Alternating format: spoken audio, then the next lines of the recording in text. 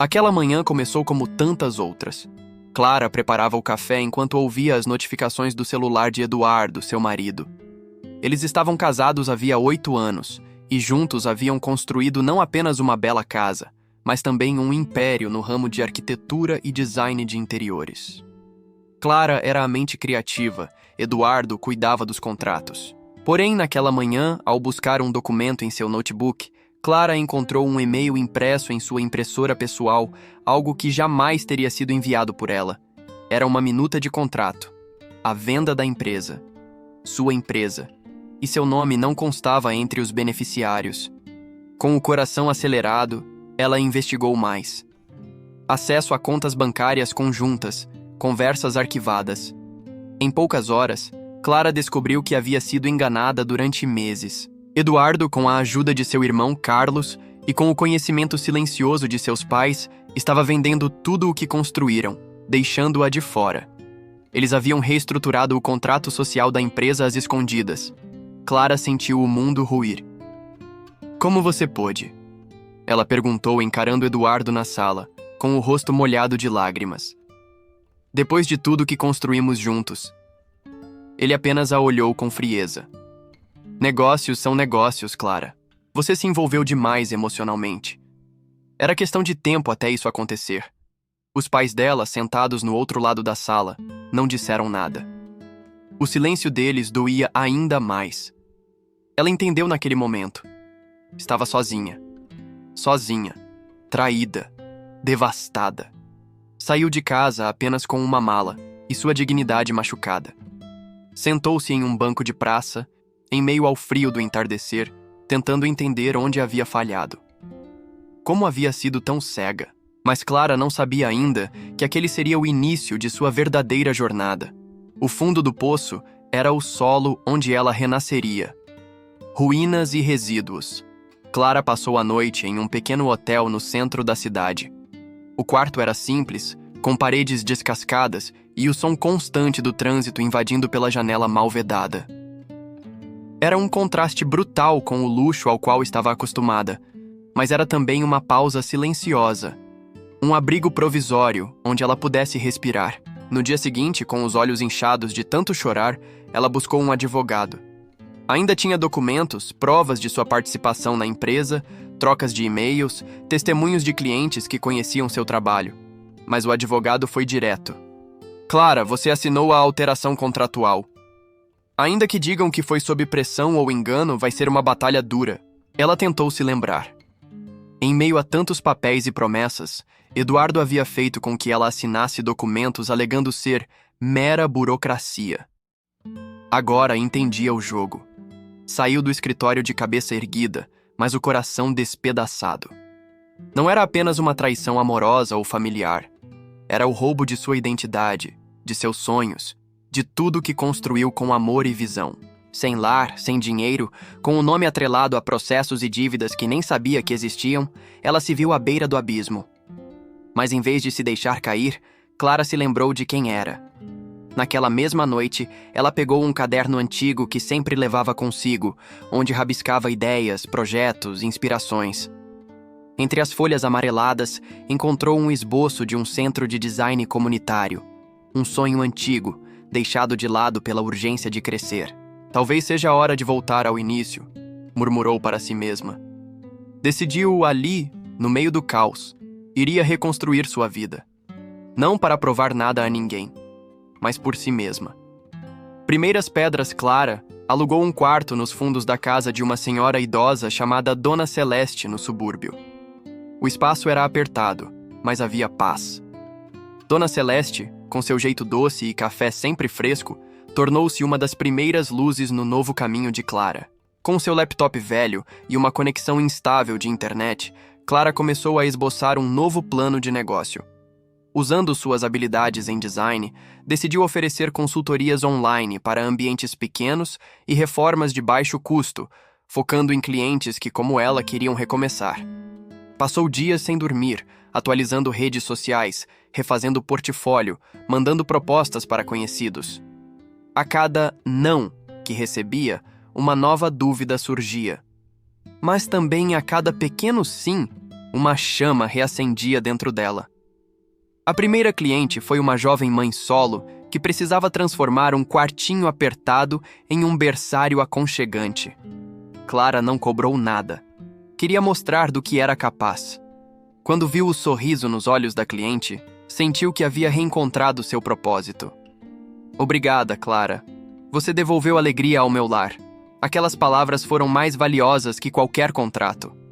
Raízes firmes. Com o boca a boca e as recomendações da primeira cliente, novos pedidos chegaram. Pequenos, mas constantes. Clara começou a montar um pequeno estúdio no quarto com amostras, catálogos digitais e uma rotina intensa. Ela não tinha equipe, mas tinha visão. Usava tudo o que aprendera nos anos de empresa. Fazia orçamentos, projetava em softwares gratuitos e organizava as entregas com a ajuda de pequenos fornecedores locais. As noites ainda eram difíceis. As lembranças da traição vinham como fantasmas. Sentia falta dos pais, mesmo sabendo que eles a abandonaram.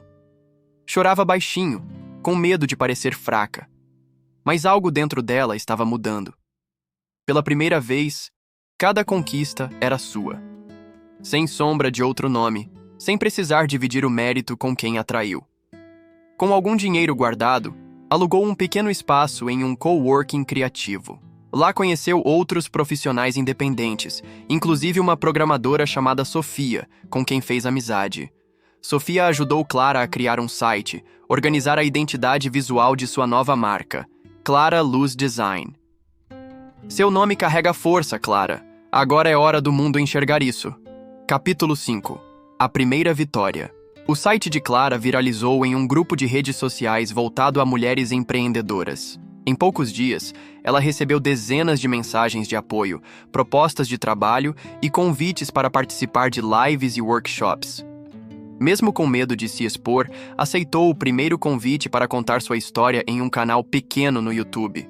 A entrevista foi sincera, cheia de emoção, sem ataques, apenas verdade.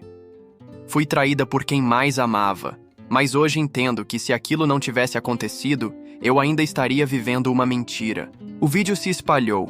Pessoas reconheceram sua coragem, outras compartilharam suas próprias histórias. Clara se viu no centro de uma nova comunidade. Mulheres que reerguiam umas às outras. Ela começou a receber propostas para projetos maiores, parcerias, inclusive convites para ministrar oficinas de design acessível. Em um desses eventos, ao apresentar soluções sustentáveis para a decoração de baixo custo, foi abordada por uma empresária influente. Clara, você tem talento e autenticidade. Quero que você redesenhe meu novo espaço de coworking.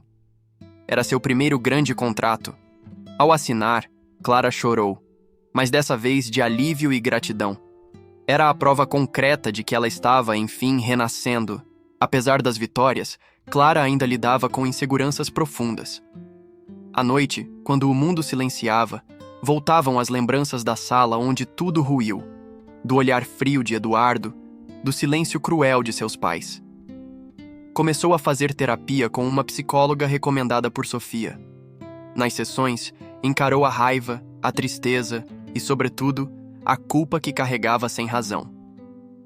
Você foi vítima, Clara. Não culpada, dizia a terapeuta. Mas agora, é sua escolha não ser prisioneira disso. Esse processo interno foi tão desafiador quanto qualquer projeto. Mas com o tempo, Clara percebeu que suas feridas não precisavam ser escondidas. Elas poderiam ser portas. Passou a usar sua história como ferramenta de transformação nos eventos. Suas falas agora inspiravam não só empreendedoras, mas mulheres em situação de violência emocional e psicológica. Feridas sim, mas também em reconstrução. Corações aliados. A ONG Raízes de Luz tomou forma. Clara reuniu profissionais voluntários, arquitetos, designers, pedagogos e assistentes sociais. Juntos criaram oficinas em comunidades carentes, ensinando design funcional, reaproveitamento de materiais e empreendedorismo. Conheceu Ana, uma jovem mãe que havia fugido de um relacionamento abusivo. Viu nela o reflexo de si mesma anos atrás. Clara a incentivou, ofereceu estágio e, mais tarde, contratou-a. Sofia, fiel parceira, tornou-se sócia minoritária do projeto social. Juntas, expandiram para outros estados. Os corações se encontravam na dor, mas se uniam na esperança. E era isso que movia Clara todos os dias. Ecos do passado. Um dia, ao abrir um e-mail, Clara leu uma notificação judicial. Seu pai havia falecido e havia uma disputa sobre herança.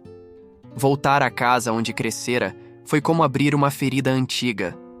O reencontro com Carlos, o irmão, foi frio. Mas em meio ao processo, Clara conheceu Mariana, filha de Carlos, uma adolescente apaixonada por design. Mariana se tornou estagiária voluntária na ONG. E aos poucos, Carlos começou a mudar. Ela fala de você como um exemplo, Clara, disse ele cabisbaixo. Acho que eu nunca entendi o que você construiu. Ainda dá tempo de entender, respondeu ela sem rancor. Continua. Terra fértil Clara decidiu transformar o terreno herdado em algo simbólico. O primeiro centro físico dá raízes de luz. Uma construção sustentável, feita com material reciclado, energia solar e participação da comunidade. A inauguração foi emocionante. Ex-clientes, amigas, parceiras e voluntários compareceram. Clara discursou. Aqui, onde fui ferida, agora nasce algo que cura. Essa terra é fértil, porque foi regada com lágrimas, mas floresceu com propósito. Flores que nascem. O centro tornou-se referência. Recebia visitantes, profissionais, estudantes. Clara começou a ser convidada para consultorias internacionais, mas fez questão de manter os pés firmes onde tudo recomeçou. Na televisão, um documentário sobre sua trajetória alcançou milhões de pessoas. Ela recebeu homenagens, mas o maior reconhecimento vinha nos olhares das mulheres que agora se viam capazes de recomeçar. Clara não era apenas uma empreendedora. Era semente, era raiz, era flor. Na manhã de outono, Clara caminhava pelo jardim do centro Raízes de Luz, observando as folhas douradas cobrindo o chão, como se fossem lembranças de tudo que já caíra, mas que agora fertilizavam o presente. Estava prestes a começar uma nova oficina, desta vez com mulheres refugiadas, quando uma visita inesperada surgiu na entrada principal. Clara? Disse uma voz masculina, firme, mas embargada. Ela virou-se devagar. Era Eduardo. O tempo havia passado por ele também. Os cabelos mais grisalhos, o semblante cansado. Mas o olhar era o mesmo. Só que agora, sem a arrogância de antes. Não vim causar problemas, ele continuou, erguendo as mãos em sinal de paz. Eu só precisava ver com meus próprios olhos. Clara manteve a postura serena. Não havia raiva, nem medo. Apenas um silêncio cheio de história. Ver o quê? Perguntou com suavidade. Quem você se tornou? Tudo isso... Ele olhou ao redor, visivelmente tocado. Achei que você iria desaparecer. Mas, pelo contrário. Eu renasci. Ela respondeu. Quando você me deixou no chão, eu criei raízes. Eduardo engoliu em seco. Havia algo sincero em sua presença. Talvez remorso, talvez vergonha. Eu perdi muito mais do que uma empresa, ele confessou. Perdi a única pessoa que realmente me via, e só agora entendo o quanto isso custou. Clara olhou para ele por alguns segundos. Sentia compaixão, mas não o tipo que buscava reparar o passado. Era a compaixão madura que nasce de quem já se curou. Obrigada por reconhecer, mas essa história é minha agora. Eduardo assentiu em silêncio. Antes de ir embora, estendeu um envelope. Não estou aqui para pedir nada. Isso é apenas um pedido de desculpas. Talvez um recomeço para mim também. Clara não pegou o envelope de imediato. Olhou nos olhos dele e disse: O verdadeiro recomeço não cabe em um papel, Eduardo. Começa quando a gente decide parar de fugir de quem machucou. E principalmente de quem fomos. Ele baixou os olhos e se afastou. Clara ficou ali por um instante, respirando fundo. Sentiu que algo dentro dela finalmente se libertava. Mais tarde, naquela noite, escreveu em seu caderno: Perdoar não é esquecer. É lembrar sem sangrar. E hoje, eu estou em paz. Ao fechar o caderno, Clara sorriu. Sabia que mesmo entre os escombros do passado, ainda nasciam flores. O reencontro com Eduardo aconteceu por acaso, durante um evento empresarial no qual Clara fora convidada como palestrante principal. Ele estava entre os convidados, mais abatido, com olheiras fundas e uma expressão distante. Após sua palestra, na qual falou sobre resiliência e recomeço, Eduardo se aproximou. Havia uma hesitação em seus passos. Clara. Sua voz era quase um sussurro. Eu não esperava te ver assim. Ela o encarou com serenidade. Não havia mais dor, apenas um silêncio maduro entre as memórias. Assim como? Ela perguntou. Forte, maior do que tudo que tentei destruir. Ela não respondeu de imediato. Apenas o observou por um instante antes de dizer: Não foi você quem me destruiu, fui eu quem me reconstruiu. Conversaram por alguns minutos. Eduardo confessou que perdera tudo em negócios mal feitos com Carlos. Clara ouviu sem rancor, sem pena. Apenas ouviu. Naquela noite escreveu em seu diário: Perdoar não é esquecer. É se libertar da prisão da dor. E hoje eu me libertei.